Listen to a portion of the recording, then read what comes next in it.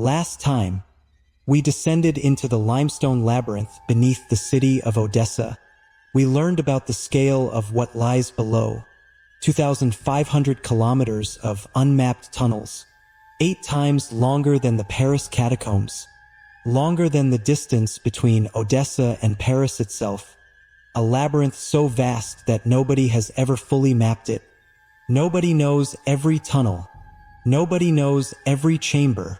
Nobody knows how many people have walked in and not walked out. We learned about how the tunnels were built, not as burial places, not as monuments, but as stone quarries, cut by different people at different times without any unified plan, growing and branching and connecting without design or intention, until the city of Odessa was sitting on top of something that nobody fully understood.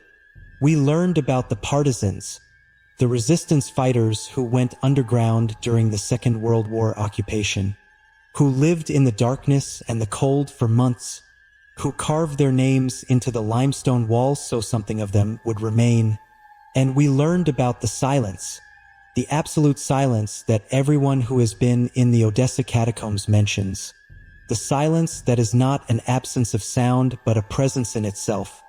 A weight, a thing that presses against the mind and reminds you how completely alone you are. And we learned about Masha, the teenage girl who went into the catacombs on New Year's Eve 2005 and did not come out, who walked alone in absolute darkness for 3 days, whose body was found 2 years later miles from the entrance in a tunnel that has never been found again. This is episode 2. This is the night she disappeared. This is what we know, and what we do not know, and what the darkness has kept for itself. I want to start this episode by telling you something important, something that changes the way the story of Masha should be understood. The story of Masha as it is most commonly told online, in the forum posts and the horror websites and the video essays, is not entirely confirmed. I want to be honest with you about that. The official Odessa Catacombs website calls the story a hoax. A 2015 investigation by a journalist found no police report of a missing girl named Masha in 2005. No family came forward to identify her. No school reported a student missing. The body that was found, the partially mummified remains that the explorers photographed and brought to the surface, was real. A medical examination was conducted. The DNA confirmed it was a female, but the DNA did not match any missing person in the database. She existed, but who she was, what her real name was, whether the story of the New Year's Eve party is exactly as it has been told, these things are not confirmed. And this uncertainty is in some ways more disturbing than a straightforward confirmed case, because it means that somewhere there is a family that never reported their daughter missing, or reported her missing and the report was never connected to what was found in the catacombs, or a family that does not know to this day that the woman whose DNA was found in those tunnels was someone they loved, or it means that the catacombs took someone so completely that there was nobody left to ask what had happened to them. The Odessa Catacombs have a way of doing that, of taking people so completely that the taking itself goes unnoticed. Multiple people have disappeared into those tunnels in the years since the Masha story went viral. A 22-year-old student in January 2012, the search was called off after days. He was never found. Remains discovered in February 2021. A man with a backpack. Identity unknown. Estimated to have been there approximately 6 years. Another set of remains in March 2021. A 26-year-old man. Found by chance. The catacombs take people. Whether or not the specific story of Masha is exactly true, that part is not in doubt. What happened in those tunnels has happened, is happening, will happen again. The name may not be Masha, but the darkness is real, and the 3 days are real, and the body that was found miles from the entrance is real, whatever her name was. Now I want to tell you the story as it has been passed down, as the people of Odessa tell it, as the explorers who went down there and found what they found have described it, because even if the specific details are uncertain, the story itself contains a truth that the uncertainty does not remove, the truth of what it is like to be lost in absolute darkness, the truth of what 2,500 kilometers of unmapped tunnels means to a person who is inside them without a guide, the truth of what 3 days without light or water or food or sound does to a human being. These truths do not require the specific name Masha to be real. They are real regardless. New Year's Eve 2005. Odessa, Ukraine. It was cold above ground. The kind of Ukrainian winter cold that makes the inside of your nose hurt when you breathe and turns the moisture of your breath to visible vapor the moment it leaves your mouth. A group of teenagers had been celebrating the way teenagers celebrate in every city, in every country, in every era, with energy and noise and the particular joy of being young and together and on the edge of a new year that felt full of possibility. Someone in the group had been to the catacombs before, or knew someone who had, or had heard enough stories to believe they knew what they were getting into. The entrance was near a school in the city, one of the approximately 1,000 known entrances, a gap in the ground, a shaft descending into the darkness below. The decision to go down was made the way many terrible decisions are made. Gradually, with each step seeming small and reasonable even as the direction it was leading was neither. First someone mentioned the catacombs, then someone else said they had heard it was amazing down there, then someone said they had always wanted to go, then someone found the entrance, then someone climbed down, and then they all climbed down, because that is what you do when you are young and celebrating and together. You follow each other into places that, in the cold light of the next morning, you would never go alone. Down the shaft, into the cold, into the darkness, into the silence that fell over them like a second darkness, as soon as they were far enough from the entrance that the sounds of the city above could no longer reach them.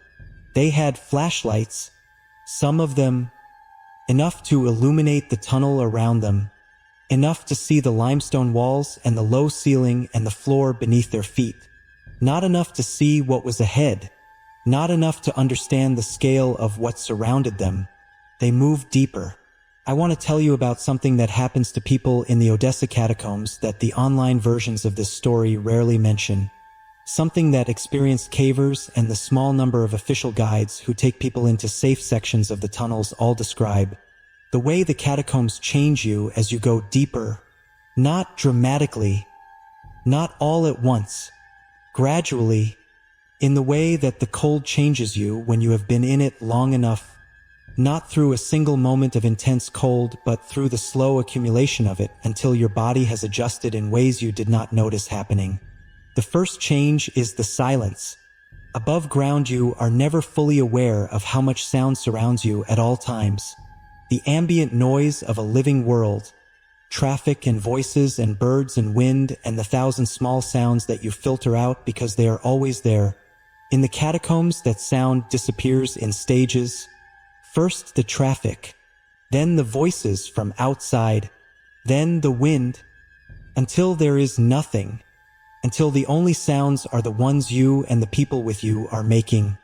And once you stop talking, once the group falls quiet for a moment to look at something on the wall, or to check the map, or to listen for the sound of water that might indicate flooding ahead, the silence arrives, complete, absolute, the kind of silence that has weight. The second change is the disorientation.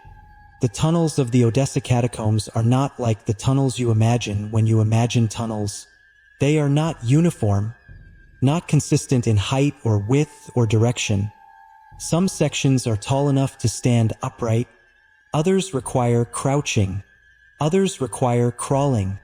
The passages branch constantly, left and right, sometimes 3 or 4 options at a single junction.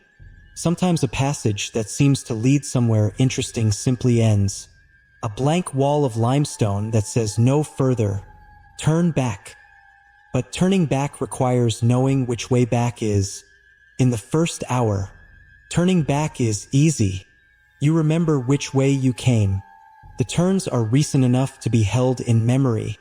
In the second hour, it becomes harder. The turns accumulate. The junctions multiply. The passages begin to look identical to each other. In the third hour, for people who have not been marking their route, turning back becomes something that requires luck as much as memory. The group on New Year's Eve was not marking their route. Why would they? They were celebrating. They were following the person who had been down before, or who claimed to have been down before. They were not thinking about marking their route because they were not thinking about what would happen if they needed to find it. And at some point, in the third or fourth hour, in the cold and the darkness and the accumulating disorientation, the group and Masha were in different parts of the tunnel, and the group did not notice, or noticed and assumed she would catch up, or noticed and made a decision they have spent the years since trying to live with, and Masha was alone. I want to reconstruct the hours after she became separated, based on what was found, based on what we know about what the catacombs do to people, based on the testimony of people who have been lost in there and found their way out and described what those hours felt like. The first thing she would have felt was the absence of the others. Not immediately. First, there would have been the assumption that they were just ahead, around the next corner, in the next chamber. She would have called out to them.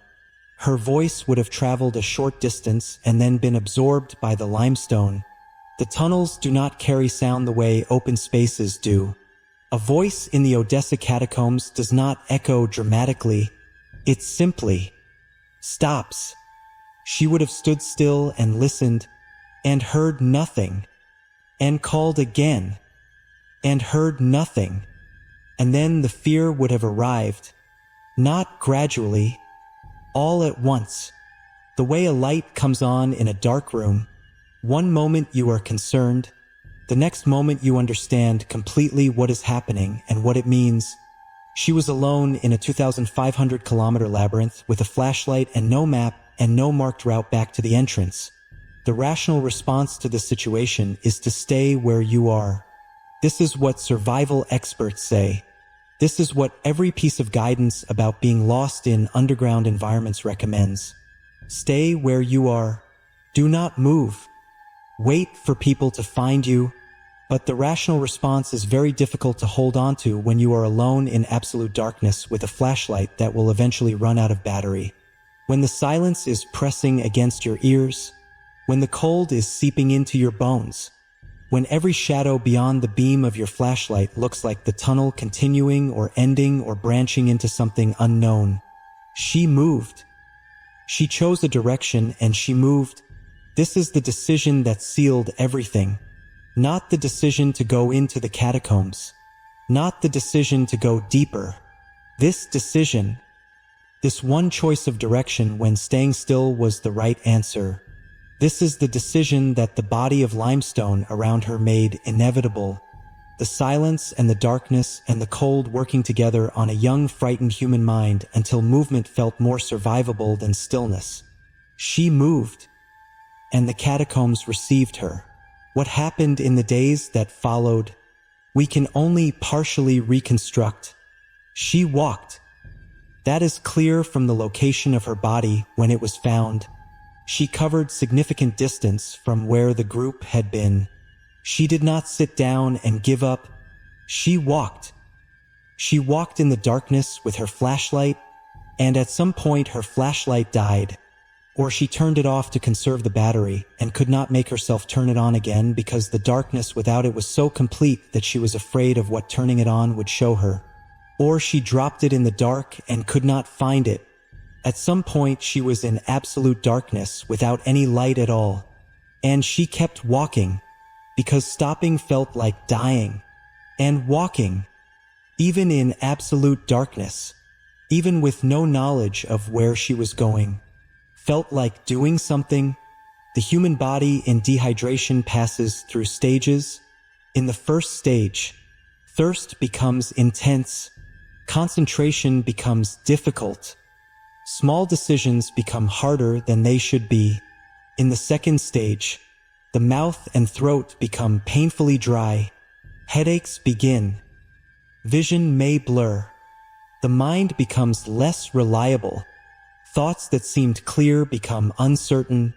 In the third stage, muscle cramps begin, movement becomes increasingly difficult, the body begins to conserve what fluid remains by shutting down non-essential functions. The skin becomes dry and papery, the eyes become dry and painful,